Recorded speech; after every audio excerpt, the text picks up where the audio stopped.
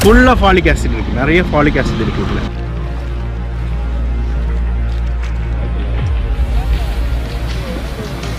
மனுஷன் உணவை எங்கெல்லாம் போய் தேடி இருக்கிறான் பாருங்க.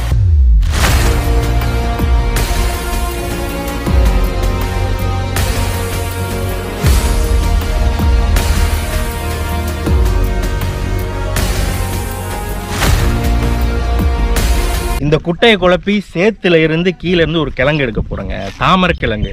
இந்த தாமரை கிழங்கு பிரெக்னென்ட் லேடிஸ்க்கு ரொம்ப நல்லது. ஏன்னா நேச்சுரலாகவே ஃபாலிக் ஆசிடு இந்த தாமரை கிழங்குல அதிகமாக இருக்கும். இந்த ஃபாலிக் ஆசிட் டேப்லெட்டே கொடுப்பாங்க பிரெக்னென்ட் லேடிஸ்க்குலாம். ஏன்னா ரத்தம் நல்லா சுரக்கணும், இரும்பு சத்து நிறையா இருக்கணுங்கிறக்காக. இந்த ஃபாலிக் ஆசிட் நேச்சுரலாகவே எந்த உணவில் இருக்குது அப்படின்னு பார்த்தீங்கன்னா தாமரையில் இருக்குது. தாமரை பூவிலையும் இருக்கும், தாமரை தண்டுலையும் இருக்கும், தாமரை கிழங்குல நிறைய இருக்கும். ஆனால் அந்த கிழங்கை எடுக்கிறது ரொம்ப ரொம்ப சிரமமான வேலை. அதை தான் இப்போ செய்ய போகிறோம். நல்லா ட்ரெயின்டான ஆளுங்க தான் உள்ளே போய் அந்த கிழங்கை எடுக்கணும். அதை போய் இப்போ நம்ம அந்த கிழங்கை எடுத்து உங்களுக்கு காமிக்கிறேன். இது வந்து எல்லாரும் ட்ரை பண்ணாதீங்கன்னு கேட்டுக்கிறோம். ஏன்னா இது வந்து கொஞ்சம் ரிஸ்க்கான வேலை இந்த தாமரை கிழங்கு எடுக்கிறது. ஏன்னா என்ன பறக்குது? தேனி. தேனி பூச்சியா அது? ஏன் தேனி இல்லைங்க. ஏங்க தேனி இல்லை, தேனி பூச்சி கிடையாது, பூச்சி அது வந்து பாருங்க. இந்த சேத்துக்குள்ளார எவ்வளோ நியூட்ரிஷனான ஒரு பொருள் கிடைக்குது நமக்கு. பார்த்துங்க. அதே மாதிரி இந்த தாமரை உள்ளே வந்து பார்த்தீங்கன்னா அந்த தாமரையோட வேரெல்லாம் வந்து காலை வந்து மாட்டிக்கும். அதனால் ரொம்ப கேர்ஃபுல்லாக தெரிஞ்சால் தான் எடுக்கணும். இல்லைங்க நல்ல பாறை இல்லை, பாறை வேணுமா? பாறை விடு, இல்லை தண்ணி உள்ள போங்கடா.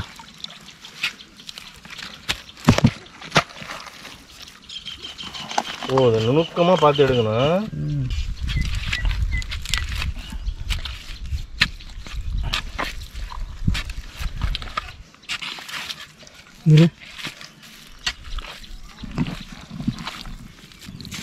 இதோட அடி வேறு ஏங்க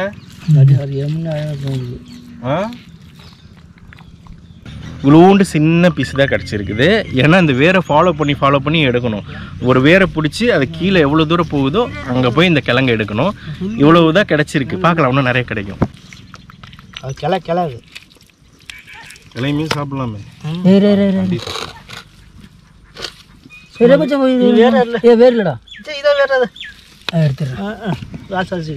எடுத்துட்டாரு. சின்ன தண்டு பேச இல்லை, இங்கே நிறைய கேதர் பண்ண முடியுமா? இருக்கா? யா எடுத்துட்டேன். இந்த மாதிரி எடுக்கணும் நிறையா. இது 3 வாரம் பஸ் வரும். 3 வாரம் அங்கே இருக்கு, எடுக்கலாம்ல. யா ஆனால் இது வந்து இன்னும் கிளை வரும். அதில் அந்த கிளை வரும், பெருசாகும். அப்படியா? பாருங்க, இவ்வளோதான் எடுத்திருக்கோம். அப்படியே வரிசையை தோண்டி நிறைய எடுக்க போகிறோம். இது ஃபுல்லாக ஃபாலிக் ஆசிட் இருக்குது, நிறைய ஃபாலிக் ஆசிட் இருக்குது இதில், சத்து.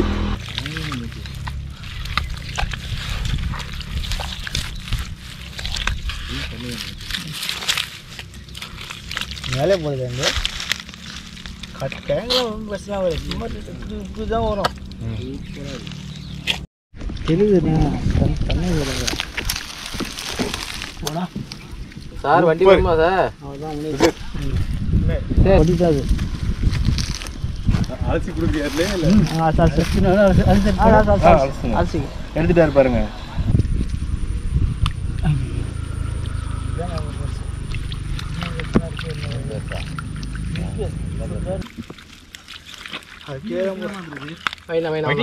முடிஞ்சிச்சு, பரவாயில்ல.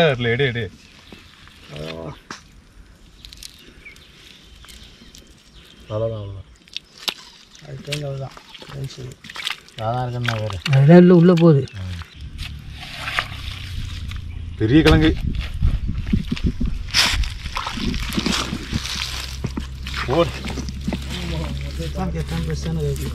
அதுக்கு கிளறாது.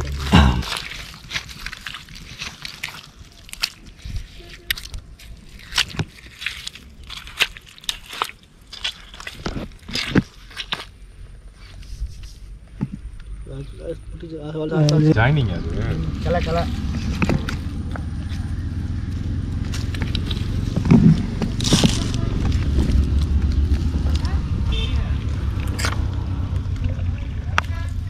பரவாயில்ல பரவாயில்ல.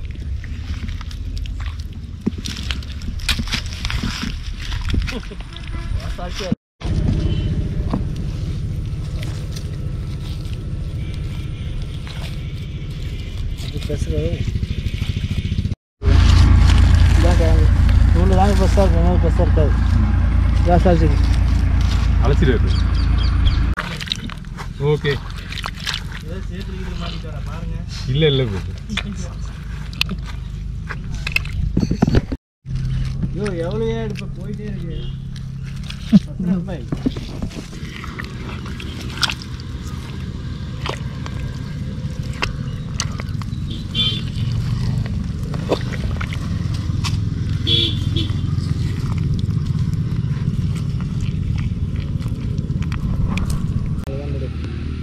அது தேவையில்ல ஒரு அப்படியே ஒரு ஒடியாட்டில் அப்படியே அது சும்மா சும்மா அவங்க சாசிக்கு அப்படியே அவ்வாறு சாசி அப்படியே. கடைசியாக எடுத்தாச்சுங்க. ரொம்ப கஷ்டப்பட்டு எடுத்து கொடுத்துட்டாங்க. ரொம்ப தேங்க்ஸ் சொல்லிக்கிறேன் உங்களுக்கு.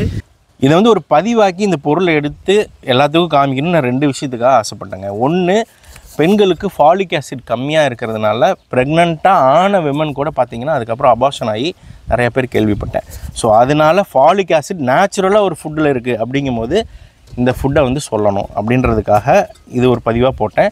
2வது விஷயம் என்னென்னா, மனுஷன் உணவை எங்கேயெல்லாம் போய் தேடி இருக்கிறான் பாருங்கள். சேத்துக்குள்ளார போய் தேடி இருக்கிறான், பூமிக்கடியில் போய் தேடி இருக்கிறான், மலை மேலே தேடி இருக்கிறான், மரத்து மேலே தேடி இருக்கிறான், எங்கேயுமே விட்டு வைக்கல. கடலுக்குள்ளார தேடி இருக்கிறான், பறக்கிற பறவையில் தேடி இருக்கிறான், எறும்பை பிடிச்சி சாப்பிட்றான், கதண்டு குளவி இருக்குதுல்ல அதோட குஞ்சு இருக்குல்ல அதையெல்லாம் எடுத்து சைனாவில் சாப்பிட்டு இருந்திருக்கானுங்க. மனுஷன் உணவை எங்கேயெல்லாம் போய் தேடி இருக்கான் பாருங்கள். எவ்வளோ உயிரை பனையை வச்சு தேடி இருக்கான் பாருங்கள்.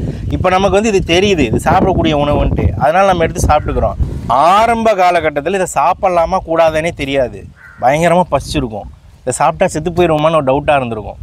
எவ்வளோவளோ கஷ்டப்பட்டு இதெல்லாம் உணவு, இதெல்லாம் சாப்பிடக்கூடியதுன்னு கண்டுபிடிச்சி வச்சுருக்காங்க. உணவுக்காக மனுஷன் எத்தனை பேர் செத்துருப்பாங்க இந்த மாதிரி போய் இறங்கி. அதனால் உணவுக்காக எவ்வளோ கஷ்டப்பட்டு ஒவ்வொன்றையும் எடுக்க வேண்டியது இருக்குது, அதையும் பதிவு செய்யணும்னு நான் நினச்சேன். ஒரு மனுஷன் ஆயிலில் ஒரு 5 கார் வாங்கலாம், 10 லேப்டாப் வாங்கலாம், 10 பைக் வாங்கலாம், ஆனால் டெய்லி 3 வேளை சாப்பிட்டே ஆகணும். அப்போது ஒரு மனுஷன் அதிகமாக செய்கிற செயல் என்னென்னு பார்த்தீங்கன்னா சாப்பாடு. அதை நம்ம வந்து ரொம்ப மதிக்கணும் அப்படின்றதுக்காகவும், இது எவ்வளோ கஷ்டப்பட்டு ஒவ்வொரு உணவும் கிடைக்குது அப்படிங்கிறதுக்காகவும் நிறைய பதிவு இந்த மாதிரி ரேராக கிடைக்குதுல ஃபுட்டு, அதை பற்றி நாங்கள் போட்டுகிட்டே இருப்போம். ஸோ அந்த மாதிரி ஒரு பதிவு தான் இது. உங்களுக்கு இந்த போஸ்ட் பிடிச்சிருந்ததுன்னு சொன்னால் லைக் பண்ணுங்கள், ஷேர் பண்ணுங்கள், கமெண்ட் பண்ணுங்கள். எங்கள் சேனலை சப்ஸ்கிரைப் பண்ணிக்கோங்க, ஷேர் பண்ணுங்கள். தேங்க்யூ.